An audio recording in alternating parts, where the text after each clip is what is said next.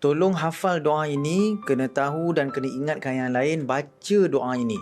Apabila kita mula tahu pada malam ini ataupun pada malam tersebut telah masuk bulan Ramadan. Makna kata malam ni bila tahu saja 1 Ramadan, dah kena mula baca doa ini. Jom kita baca sama-sama. Bismillahirrahmanirrahim. Allahumma ahillahu alaina bil yumni wal iman was salamati wal islam. Rabbi wa rabbukallah. Pendek dan ringkas doanya. Kita minta kepada Allah agar Allah tambahkan iman kita, berikan keselamatan, kesejahteraan, sihat wal afiat sehingga kita selesai melaksanakan ibadah Ramadan.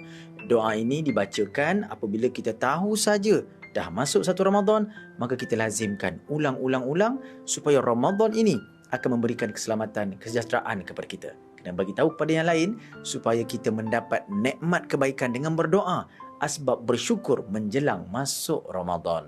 Amalkan.